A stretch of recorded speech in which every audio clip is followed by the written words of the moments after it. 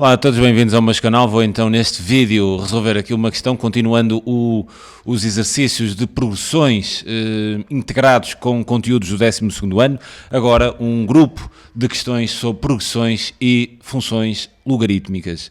Bem, a questão é a seguinte: seja G a função de domínio R+, cuidado com os domínios, definida então por G de x igual a logaritmo de x na base 3, e seja U de n a sucessão de termo geral, U de n igual a 5 elevado a n.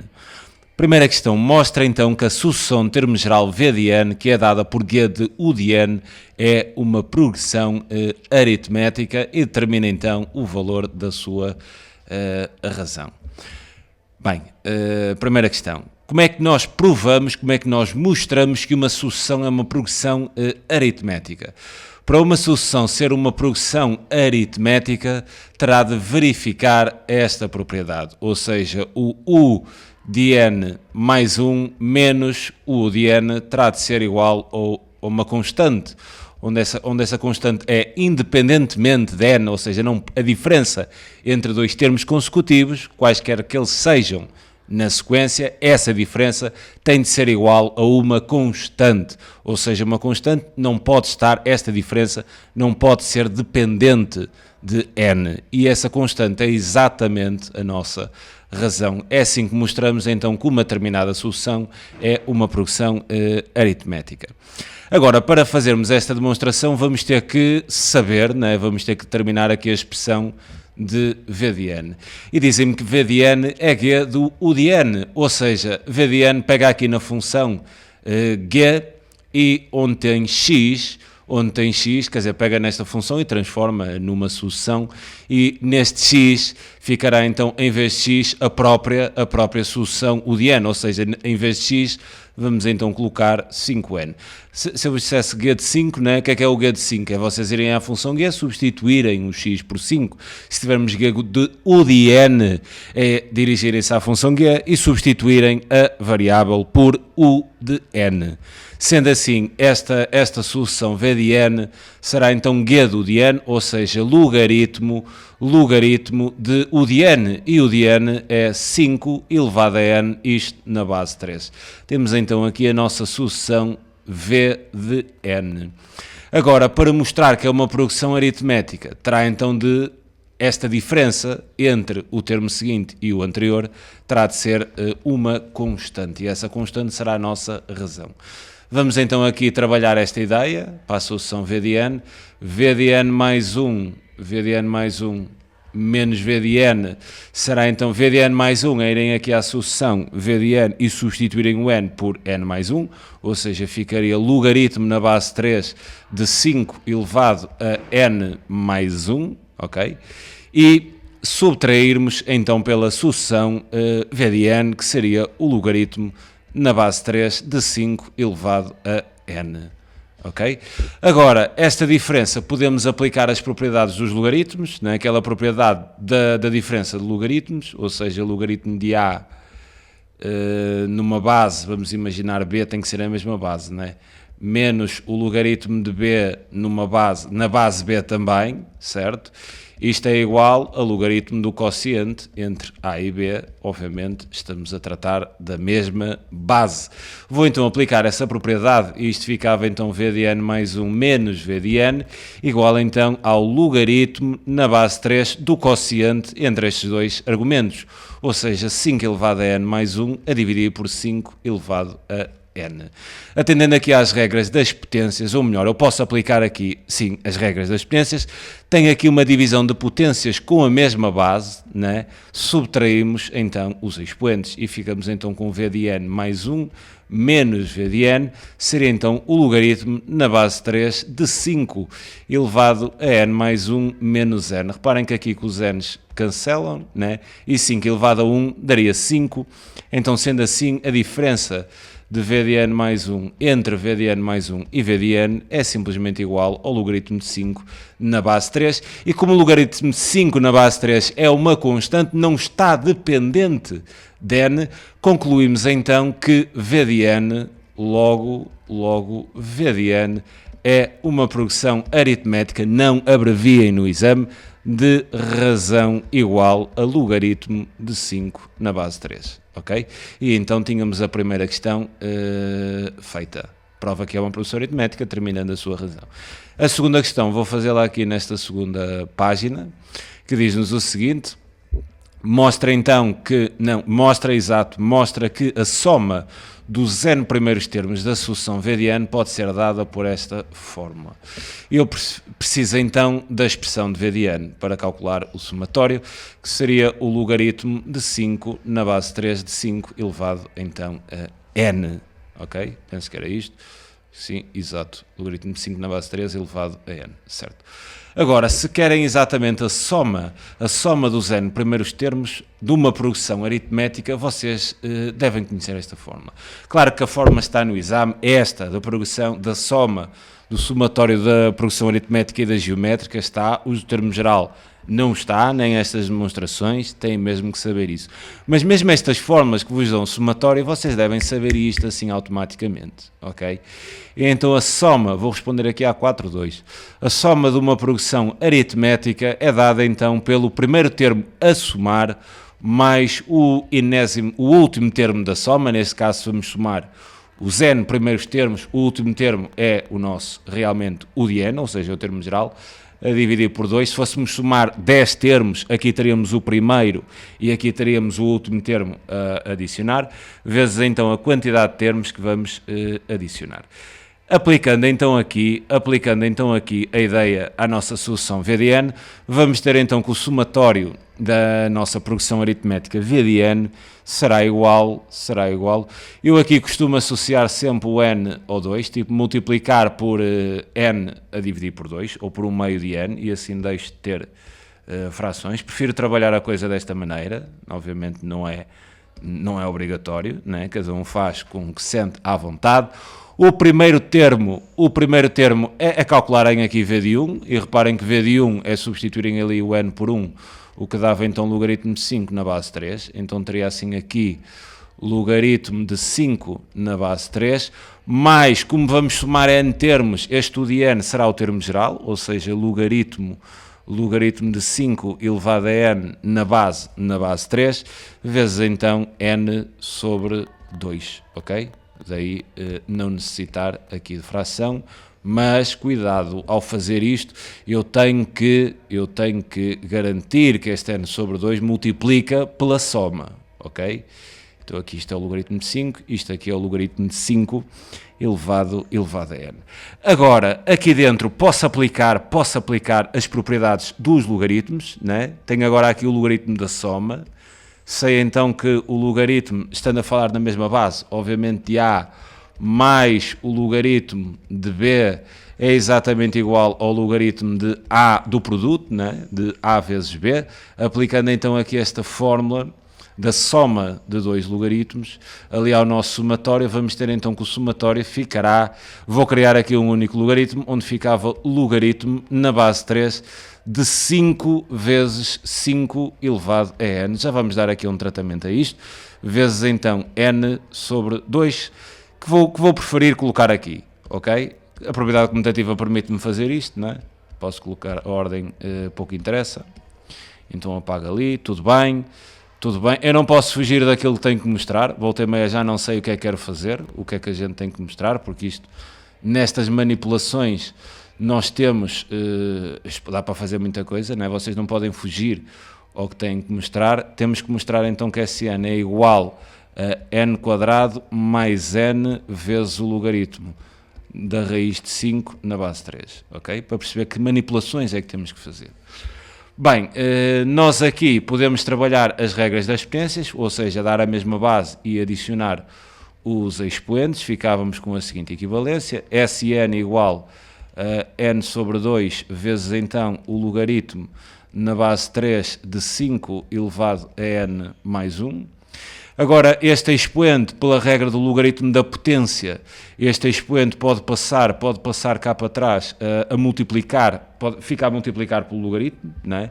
A regra do logaritmo da potência, o expoente do argumento do 5, não do logaritmo, mas do argumento do logaritmo, pode então ficar a multiplicar pelo próprio logaritmo, ou seja, isto ficava então Sn igual a... Já estou a ver aqui que isto n quadrado mais n não tem um meio, depois tem ali uma raiz, então vou já fazer assim aqui, n vezes n mais 1, né, vezes 1 meio, ok? Estou a separar aqui em fatores.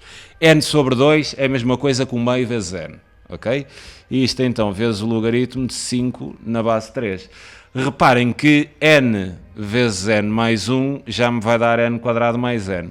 E este 1 meio, pela mesma propriedade do logaritmo da potência, que eu vou escrevê-la aqui, eu vou escrevê-la aqui, ou seja, se eu tiver assim o logaritmo de um determinado argumento a elevado a um expoente b, quer dizer, o expoente multiplica pelo logaritmo, ou seja, b logaritmo de a. E esta propriedade, quer dizer, vai nos dois sentidos. Eu tanto posso passar o expoente do argumento a multiplicar, como posso pegar neste fator que está a multiplicar no logaritmo e passá-lo para expoente do argumento, ok? E é isso que eu vou fazer agora com este 1 meio, de modo a obter assim a raiz, ok? Então, eu ficaria assim aqui com o seguinte, Sn, vou aplicar assim aqui a distributiva, parênteses, n vezes n, n quadrado, n vezes 1, n, este 1 meio salta lá para cima, ou seja, ficaria o logaritmo de 5 elevado a 1 meio na base 3. E também atendendo que 5 elevado a 1 meio é simplesmente a raiz quadrada de 5, né? A questão está feita. Isto está demonstrado. Vamos ter então que o somatório será dado por n quadrado mais n vezes o logaritmo da raiz quadrada de 5 na base 3, como queríamos demonstrar. E temos então aqui a segunda questão feita também. Vamos então agora resolver a terceira questão, consiste aqui em resolver uma inequação com logaritmos. Seja t a função de domínio r+, ok, já nos dão o domínio, tudo bem, t de x igual a logaritmo de x ao quadrado na base 3 menos, cuidado, que aqui é o quadrado do logaritmo, ok? Este quadrado não é do x, mas sim do logaritmo, é diferente. Uma coisa é eu ter logaritmo de x quadrado, que é diferente de ter logaritmo ao quadrado de x. É que este logaritmo ao quadrado de x, eu não posso passar estes dois para trás. Este posso, caso tenha a certeza que o x seja positivo, aqui nem que saiba que o x seja positivo. Okay? Isto aqui é logaritmo de x vezes logaritmo de x, ou seja, neste caso o quadrado é do logaritmo e aqui o quadrado é do argumento, ou seja, do x. A tal propriedade de passar para trás só é válida neste caso, ok? Às vezes pode haver confusão quanto a isto, está aqui a confusão dissipada, espero eu. Agora temos então a função t domínio r+, dada então por esta expressão, tudo bem. Resolva recorrendo a processos analíticos em equação g de x menor ou igual do que t de x. Temos então g de x, também o domínio de g é r+, o domínio desta é r+, então o domínio desta inequação também será r+, cuidado com isto. Se este domínio fosse, por exemplo, de 3 a mais infinito, eu ao resolver esta inequação teria que intersetar os dois domínios. Tenham cuidado com estes pormenores, ok? São pormenorzinhos, mas que fazem a diferença. Como os domínios, as duas têm o mesmo domínio, então está tudo. Seguimos então para a frente, e g de x será dado então por logaritmo de x na base 3, menor ou igual, e agora temos t de x, que é o logaritmo de x ao quadrado, isto na base 3, menos então o logaritmo ao quadrado de x na base 3. Como é que nós podemos resolver esta questão?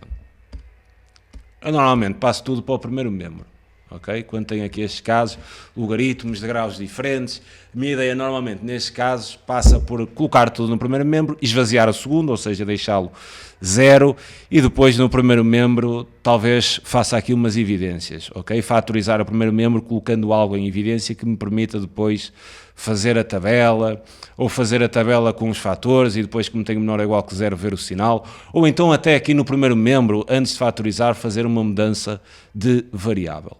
Mas agora, o que é que nós podemos fazer? Reparem que neste caso, só visto que estamos perante o domínio da função é R+, se o domínio é R+, este x que está aqui, temos a certeza que é positivo, então tudo bem, podemos passar estes dois cá para trás sem problema.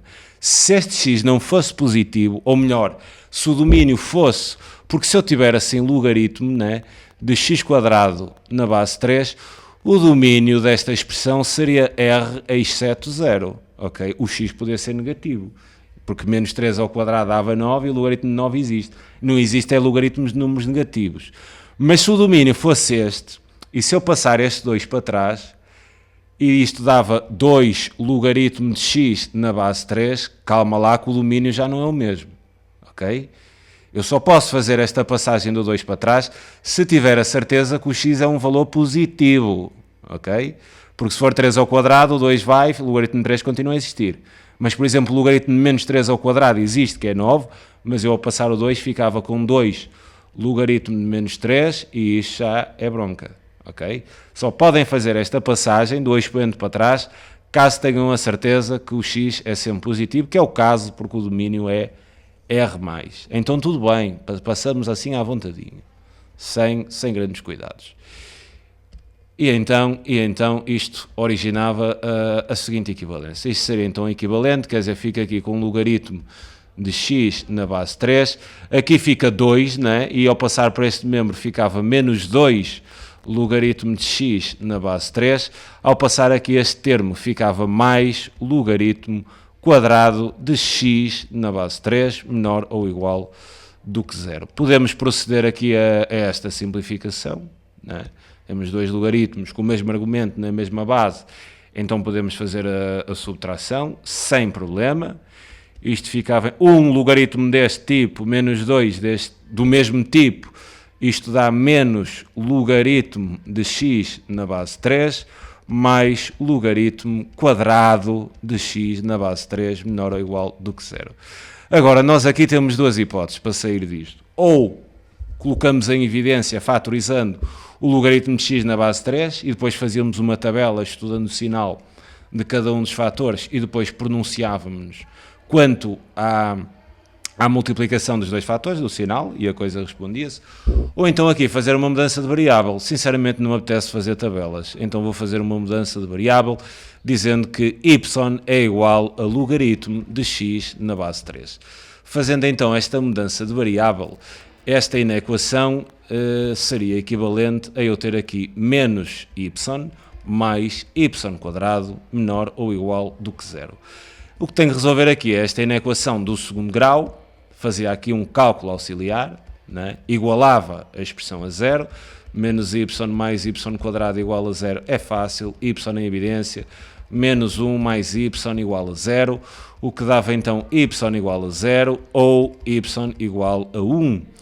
Então tenho aqui os dois zeros desta expressão de segundo grau, construía então a minha parábola, com cavidade voltada para cima, porque o coeficiente de termo meio grau é positivo, então teria aqui um 0 em 0 e outro 0 em 1, peço aqui desculpa, outro 0 aqui em 1, queria estudar quando é que esta expressão de segundo grau é negativa, seria aqui, mas cuidado, não disparem a dizer que o intervalo de solução, né? O intervalo de solução é de 0 a 1, nada disso, ok? Porque isto está resolvido para y e nós queremos a equação resolvida para x. Então nós nesta fase temos que retomar a mudança de variável e perceber, porque aqui nós temos y igual a 0 e aqui temos y igual a 1. Nós temos que perceber qual é que é este x na mudança de variável que me dá y igual a 0 e y igual a 1 para depois dar o conjunto de solução final. Ok? Então vou fazer assim aqui outro cálculo auxiliar e vou trabalhar aqui a ideia y igual a 0, implica-me então aqui que o logaritmo de x na base 3 seja igual a 0, isto é fácil de resolver, não é? O x tinha que ser igual a 1, não é? Só o logaritmo de 1, ou passarem isto como quiserem, souberem isto melhor, senão não há problema, x igual a 3 elevado a 0, não é? Que era igual a 1, então aqui o x dá igual a 1, ou seja, isto aqui, y igual a 0, diz-me então que x é igual a 1, e agora também fazer este cálculo auxiliar, ou seja, saber o x nesta mudança de variável quando o y é igual a 1. Então teria y igual a 1, isto implica então, como o y é o logaritmo de x na base 3 igual a 1, a mesma coisa, x igual a 3 elevado a 1, o que dava 3, quer dizer, quando o y é 1, isto implica que x seja igual a 3.